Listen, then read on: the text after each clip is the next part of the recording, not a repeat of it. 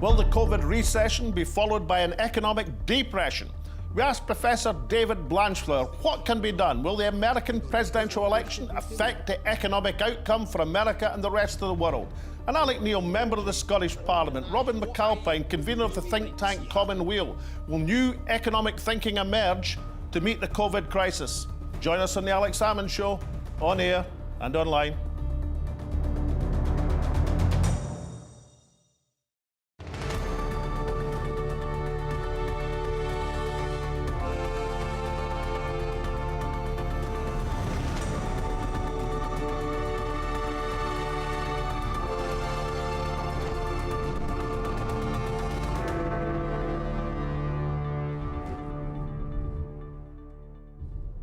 Welcome to the Alex Salmond Show and to an examination of the economics of recovery from the COVID crisis.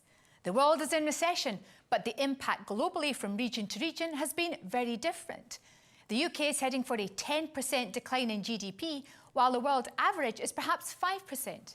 Meanwhile, in Asia, where the pandemic began, the GDP fall will be less than 1%. Where the GDP leads, unemployment will surely follow. In today's show, we asked Professor Danny Blanchflower, a former member of the Bank of England Monetary Policy Committee, whether the OECD economies are doing enough to avoid the coronavirus recession running into a COVID depression. And ask this leading international economist what impact the presidential election will have on the economic outlook. But first to Alex with your tweets, messages and emails. Now, last week's show on the Democrat campaign in America and President Trump in and out of hospital provoked a lot of interest. Andrew Northwell says, really enjoyed both interviews, fascinating and informative. Looks like Biden still has a mountain to climb to win, but agree that Kamala Harris is seriously impressive. And RB says, in general, I enjoy your show. Unfortunately, I did not enjoy this show. It's surprising how you and your guests were so one-sided against Trump. Well, I'd say in our defence, RB, that we had a show a month or two back on the Republicans, with Republican commentators. Last week's show was about the Democrat campaign, so obviously they were less favourable to President Trump than the Republican commentators were. And Isabel says, Mary Cunningham, because there was a debate about Trump going in at hospital, he should have saved money and stayed home since his symptoms were mild. He is the president, after all, and can do as he pleases. So why go to hospital? And following up on this point, Anne says he either never had it and staged this, or he has it and does not care. As long as, and she says, President Trump's attitude is, I am all right. I am the best all right I have ever been. And Ed says to Anne that steroids make you feel brand new. But Mary Cunningham comes to President Trump's defence. She says, I know 3 people who tested positive for COVID and 2 were asymptomatic. And the other, my partner, had a cough for 2 days. I'm not a Trump fan, but accusing him of faking it without evidence is very odd to me.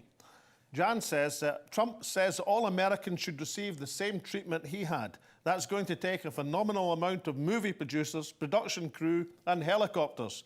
Thomas says, is he not going to give this drug cocktail free to the American people? Lee says, I'm curious, but can the President of America be used as a guinea pig for untested medical research? If anyone knows, please, can you let me know? And Max is a strong defender of the President. He says Trump became president, broke records in a short time. He created millions of jobs and unemployment at record lows. He reduced taxes and wages increased. Trump is one of the greats. Yet the super rich fear him, so they want to paint a bad picture. Why else would he be up for 3 Peace Awards? Norma says, I was watching CNN and a commentator said Trump would come to Scotland when he loses. I was screaming at the television. We don't want him either. Tracy says, you don't speak for everyone. Some of us support him, actually. But Bob says, the world needs to distance itself from America before they pull other countries down the toilet with them. This is why there are so many people in America whose heads are spinning just now. And now back to Tasmina. In April, we asked Professor David Blanchflower for his assessment on the measures required to stave off a world recession. This is what he had to say then. In 2008, the world was unprepared for a financial crisis. In 2020, they were unprepared for basically a health crisis. And so now we're playing catch up. And all the responses that we've seen, which I said were exemplary, but they're not going to be enough. They're probably going to have to do the same thing next month and the month afterwards. And so the things that we're seeing are unthinkable, is that over this decade or so, the world and policymakers have been utterly unprepared. Today, he joins Alex to assess the impact to date on the United States and world economies and give his views on economic consequences of President Trump and challenger Joe Biden. And Professor David Blanchflower joins me from Florida. Welcome back to the show, Danny. Good to speak to you again, of course. Now, what about the economic policy response in America? I mean, when I last spoke to you on this show, you were pretty complimentary about the big guns being trained on the impact of the pandemic. Are you still satisfied that the immediate policy response has been up to the task? Well, it was really very good from around March at the lockdown. A huge response, central bank, Congress all together. And then, as often is the way with these things, the initial enthusiasm died away, and the unemployment benefits that the Congress was paying out stopped at the end of July. And basically, the economy has now started to slow because the stimulus has been pulled back, and the economy is slowing. And I think it's actually impacting the polls, and it's impacting Republicans, and it's impacting Donald Trump's position in the polls. So the answer is bad there. And in the UK context, we saw good response. And now we're seeing the Chancellor flailing around. And today we started to see unemployment rates coming up. And I suspect we're going to see the same thing in the UK. So initially good, and now they've got cold feet, and we're seeing slowing as the pandemic spreads again. Now, you were one of the most trenchant critics of the economics of austerity and after the Great Recession of 2009-10. But isn't there a different perspective, a bigger opportunity now? Because borrowing rates are so low or non-existent. What exactly is the constraint, the fiscal constraint, that so many governments seem to be handcuffing themselves, putting themselves in manacles, as opposed to taking the opportunity of these incredibly low borrowing rates to get the job done? What we've seen in the United States is a tax giveaway, which raised the deficit and raised the debt by $2 trillion. So I think it's hard to argue that you care that much in these times about the debt. So I agree with you that borrowing is a completely sensible thing to do. Perhaps what we should focus on is not so much how much should you borrow. The question is, what should you spend it on? And I remember talking to you when you were First Minister, and you thought a lot about what can we do about shovel-ready projects? Can we actually start things and invest in things? And it was about build hospitals, build schools, build roads, build sensible things to get the economy going and quickly. So the answer is, you can borrow cheaply, go do it. In economic policy terms, what difference would a President Biden make compared to a President Trump? I think you're going to see a series of things. I mean, the first thing you're going to see on international things is that Biden on day one will rejoin the Paris Climate Accords. You'll see a bigger push in terms of helping people in clean energy and all of that kind of stuff. But I think what you're going to see is a steady way forward, investment in jobs, try especially to protect the Affordable Care Act. But I don't think you're going to see anything huge, partly because Biden has reassured the markets and has actually said, I mean, the big economic policy, Alex, is that they're going to reverse those tax increases, and they're basically going to promise they will do nothing to the vast majority of people who earn under $400,000 a year. And I think the reason, in a sense, is that those tax cuts really have shown it's hard to see any major economic benefits. You just changed income inequality and wealth inequality. You just moved money to the rich. So I think that's the big thing you're going to see. But I think increasingly, there is not going to be a giant change because they've reassured the markets. And basically, they're going to move to job creation, especially in climate change areas. Now, the lesson of economic crisis is that it does provoke new economic thinking. I mean, Keynesianism was, to a large extent, new economic thinking caused by the Great Depression. But it often takes a bit of a time for it to to become translated into economic policy. Orthodoxy seems to have a stranglehold, and we saw that again in 2009-10. What are your hopes this time round, with a serious economic crisis following the pandemic, that new economic thinking will be translated into new economic policy? Well, I think that's a really great question. I mean, you have to look forward and think, well, what have we learned from the pandemic? In America, the crucial distinction is the Republicans are going to the Supreme Court a week after the election with 20 attorneys generals to tear down the Affordable Care Act. And the question is, 75% of the people support it. What are you going to do? Are you going to remove that and replace it with nothing? So I think going forward, these kinds of battles about care, health insurance, how you deal with the low end are the crucial thing. And I think the other question is going to be, what the heck are you going to do about the young? In Scotland, it's a big issue. In England, it's an issue. And in America, it's a giant issue. What would be your advice to governments around the world in order to get new economic thinking translated into policy action? Well, I think there's two parts to it, Alex, and I'm a student of history as you are. I mean, the first thing is that when the boat's sinking and the people are in the water, the priority is to save them, save the economy and build it, and then start to plan for the future. And I've thought a lot about this. In fact, in 1943, in the midst of the Second World War, Winston Churchill got an economist, William Beveridge, to actually write about, I mean, you know this, write about what are we going to do when the troops come home? What are we going to do when the women who worked in the factories, what are we going to do about them when they come home? And this great work that he did talked about establishing a welfare state, thinking about how we run an economy so that there are decent jobs for people. So it's that kind of thinking, strategic, long-term thinking. I mean, it's a bit like, what are you going to do when the troops come home? And the answer is, you're going to have to start to build a society for everybody. You're going to have to start to deal with the left behind. It's about find good jobs for people. So I'm going to get you to take your crystal ball out and put your textbook away for a second now. I've had to push you on whether you think the policy response internationally is going to be like the new economic order which followed the cataclysm of the Second World War, or is it going to be the underachievement and underperformance that followed the Great Recession of 2009-10? Are we going to get a new way in economics, or are we going to be stuck in the ruts of the past? Well, my heart hopes that it will be kind and gentle and positive, but my head tells me that it will be much like we saw in the Great Recession, where George Osborne comes in, imposes austerity and says, we're all in this together, which is precisely, that was not true. That was precisely not true. And so the question is, once we're through this pandemic and we're through this phase, will it be kind of back to the old order? I don't know. I mean, I do think, Alex, that perhaps what's different this time is that this pandemic will change people's behavior in the long term. I mean, the Great Recession didn't. It didn't. It was back to normal pretty quickly.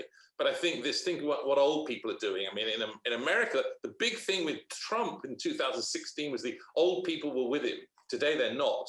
He says, go out, come to a rally, go to the store, and their doctors are telling them not to.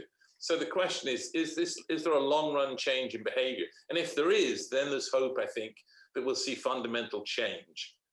And Danny, when you're holding your Zoom tutorials at the present moment with the students at Dartmouth College, what is the question that they're asking you about contemporary economic policy? What is the thing they're saying, Professor Blanchflower? Can you tell us why this is happening or not happening? Well, that's a great question. I think the big question that they're asking right now is what the heck is going on? I think, Alex, it's about, can you think of new ways of working out what's going on, but especially what's coming? I mean, what the heck is coming?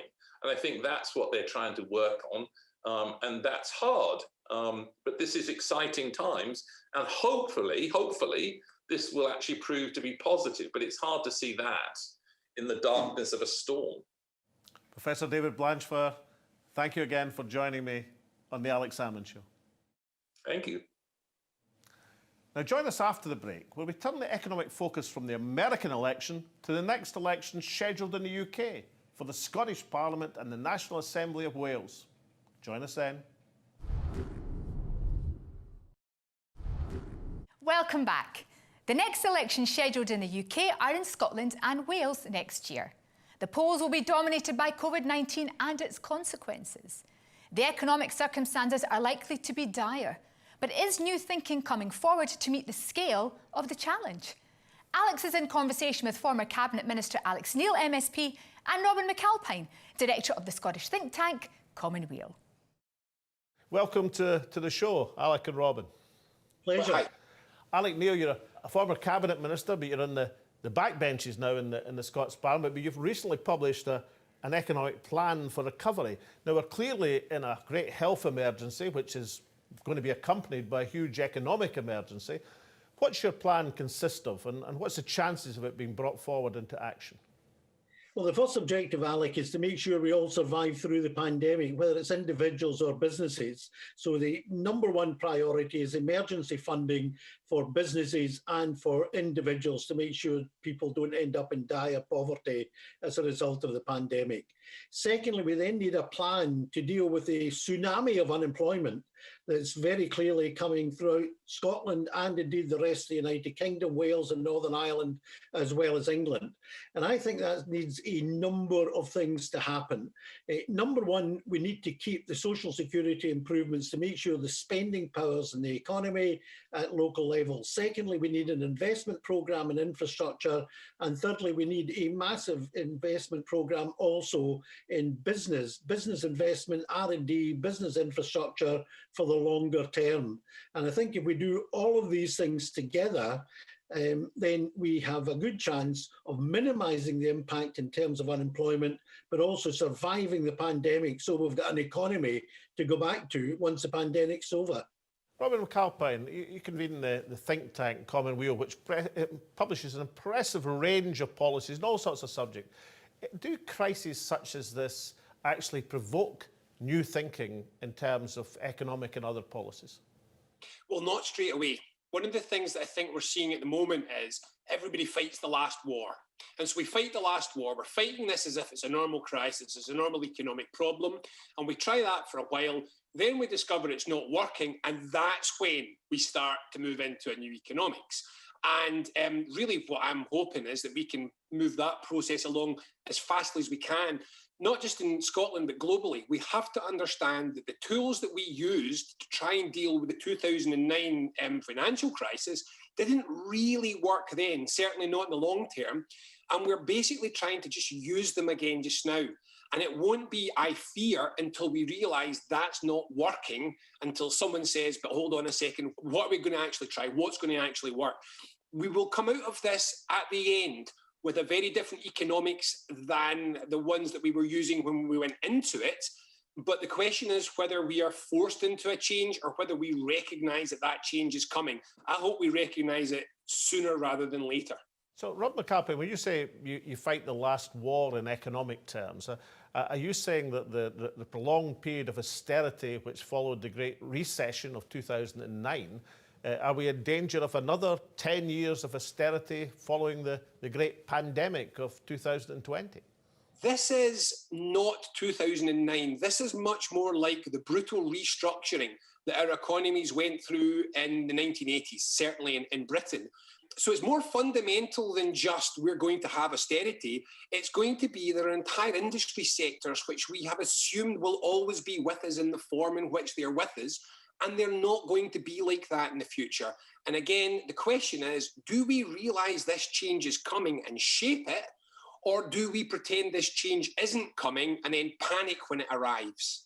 Now, Alec Neil, if I had to ask you to put your finger on one aspect of the recovery programme that you've put forward, which can both be an immediate, at least palliative to the economic problems and bring about long-term restructuring, what would it be in your programme? There's a lot of mythology around the national debt and the deficit. 40% of the £2 trillion national debt is actually owned by the Bank of England, i.e. by the government. So the government can actually borrow a lot more to jumpstart the economy, to see us through to survival and maintain the capacity. And at the end of the day, it's not paying any interest on that money. It never needs to repay that money because it's to itself. And there's no chance of it causing inflation. So there's more borrowing capacity in terms of printing money by the Bank of England through various techniques.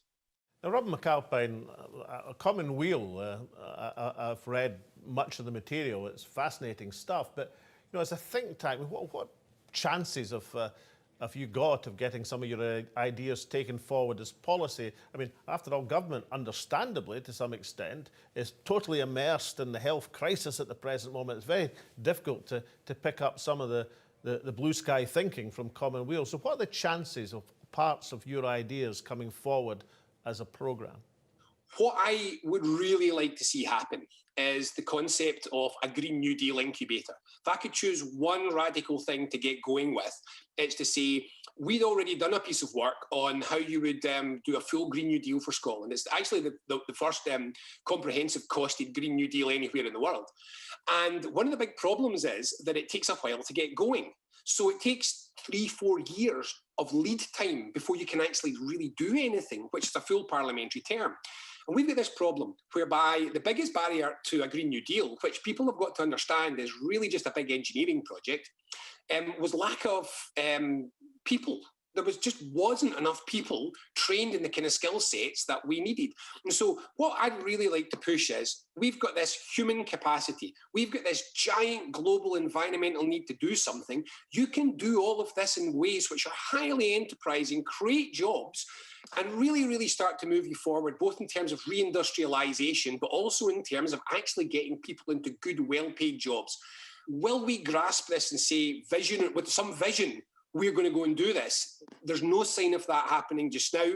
And that really is something that we're going to look back on and say, my God, why didn't we do something 6 months ago? Well, finally, guys, the elections next year in Scotland and indeed in Wales, will they actually help some of this new thinking to come forward? Will they concentrate the minds as the election approaches on the various parties? Or will the only show in town really be COVID and the pandemic and squeeze out the thinking for the future? What do you think, Alec Neil? You've been through a few elections yourself. Absolutely. I think there's going to be 3 issues, all of which are complementary to each other. One is where we're at with the pandemic. Secondly, how do we deal with the huge backlog in the National Health Service that will be there by then? And the other one, which is of equal importance to the other 2, is how do we deal with the unemployment level and the tsunami that will have hit us by then? And these 3 things are all important because we've got to operate on all 3 fronts simultaneously. And what I would do is I would run a training and employment grant scheme for small and medium-sized businesses to get people into work and into training immediately. And I would give a very heavy longer-term subsidy on wages and training costs over the next 2 or 3 years, so that you build that bridge between coming out of the pandemic and getting back into normal times. And if you don't build the bridge, the problem's going to get a lot worse before it can get better. So those are going to be the 3 priorities. And I think the election, both in Wales and in Scotland, is going to be determined largely by how people and the parties respond to the pandemic, the NHS backlog, the economy, and in particular, unemployment and business failures. So Robin McAlpine, Common Weal, a think tank, and independence is still the big fault line in Scottish politics. But let's just say, for example, that the Scottish Conservatives, great opponents of independence, were suddenly to say, see that Common Weal, we like one of their policies, we'll adopt it in our programme. Would Common Weal welcome that? Would that be something you would embrace? Or would you say, beware of Conservatives bearing gifts? We'll absolutely work with anybody. But I think you're right. The slight problem that we've got is that everything in Scotland at the moment is still stuck with this independence or not divide. And because of the scale of this crisis, and because everyone realises that some sort of big action is necessary, there's clear evidence in a number of political parties, even the Scottish Labour Party is doing better policy thinking now than it's been doing for ages. There's lots happening in the Scottish Greens. The SNP's membership is talking about these issues all over the place just now. And so what I'm kind of hoping for is that I don't expect the political leadership to lead us into radical ideas during this campaign, but I actually think there's a large public appetite and a very strong interest at the grassroots of the various political parties to say, come on, it's time we did something different here. Somewhere in the world, somewhere, is going to be the country that gets its spine about it, gets some courage and gets some bravery about itself, realises the scale of what we're going to do and is going to try something. And that country, whatever that country is, in years to come, we are going to talk about that country model, the something model. It was the country that didn't bottle it, the country that didn't hide, the country that didn't crawl into its cupboard and just say, let's do what everyone else is doing. And someone's going to get that right. And history's going to remember that that country is the country that led others towards that direction. I passionately wish it was Scotland. I have some minor hopes that it could possibly be Wales. But if it's not there, I'll be peeling my eyes to the rest of the world because somebody's going to lead us out of this. Eventually, someone's going to lead us out of this. And I can tell you that as someone who's supporting radical action, I am ready to be led by anybody that looks like they've got a clue. Now, Alec Neil, finally, on a personal note, long-standing campaigner for independence, you're retiring at the election, that's your plan. Will you be standing on the sidelines, cheering on the independence cause? Will you be contributing to the debate? Will you be itching to get back into the battle? Very briefly, how are you going to translate from being a participant in every election to being a bystander? Well, I'm standing down from the Parliament, but I'm not retiring, Alec. I intend to be very active in a whole range of things, not least campaigning for independence, because the pandemic, I think, has shown up why we need to be independent. For example, it would have been a lot better if we were able to have started the lockdown much earlier than we did. We couldn't do that because we don't have control over the financial levers. The things we've been talking about today, we can only do those if we've got the powers of being an independent country. So at the end of the day, independence for me remains the #1 objective. And although I'll be in a different role, I'll still be working for independence. Alex Neil, MSP, Robin McAlpine, thank you so much for joining me on the Alex Salmond Show. Thank you. Pleasure. Many governments, particularly in the West, are still struggling with the balance between the health consequences of suppressing COVID and the impact of the contagion itself. Over the course of this winter, there'll be an increasing focus on the economy as the full impact of progressive lockdowns becomes apparent and the bills which have been accumulated come thudding through the fiscal letterbox. The American election will determine a great deal about the social direction of a deeply polarised society. It is less clear that it will present a significant economic shift in direction. The impact on the world economy may rather lie in the approach of America to world economic institutions and, of course, trade deals. Economic orthodoxy after the Great Depression of the 1930s meant that it took a looming world war to direct the leading economies back to full capacity. Similarly, after the Great Recession of 2009, overcautious economic policy produced a decade of austerity and falling living standards in many large countries. However, tough times certainly provoke new thinking in economies large and small. The question is, how quickly does creative thought translate into policy action? The answer will determine locally and globally whether the world emerges blinking into post-COVID sunlight or whether the blight of a pandemic is replaced by a prolonged economic darkness. But for now, from myself, Alex, and all at the show, it's goodbye, stay safe, and we look forward to seeing you all again next week.